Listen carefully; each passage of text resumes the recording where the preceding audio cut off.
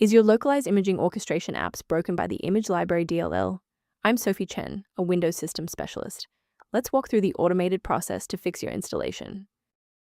To start the walkthrough for Image Library, you can follow my technical guide or use a utility designed to optimize your system configuration. This is the Image Library, a generic localized image processing module, frequently associated with older localized graphics suites or specialized CAD software to manage localized raster data manipulation and coordinate-based pixel rendering within the host app's workspace. Knowing the file's purpose is helpful, but now we need to physically restore it. The Image Library DLL module is a localized part of the localized imaging orchestration integration, and you should reinstall the specific application that is failing to launch to ensure this internal library is correctly restored.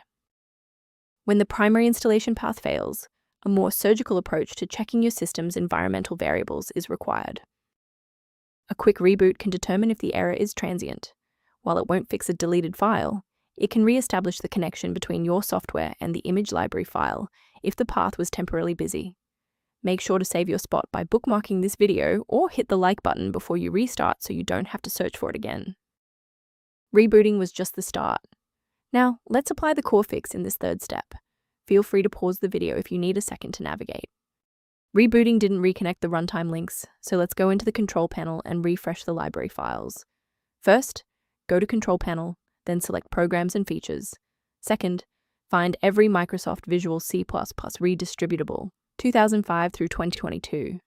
Third, right-click each and select Change, then select Repair.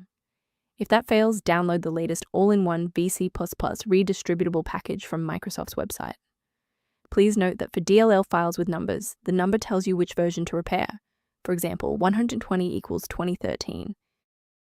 From a systems engineering perspective, there is one major security pitfall I need to help you avoid. The risk of a blue screen of death increases significantly when you attempt to manually swap out files like Image Library DLL in your System32 folder. Managing these dependencies can be streamlined by using a specialized diagnostic utility to monitor your system state. If you're managing system alerts or background maintenance tasks, the resource below offers general guidance related to Image Library. If this engineering-focused approach to fixing Image Library was helpful, please like the video and subscribe to stay updated on Windows security protocols.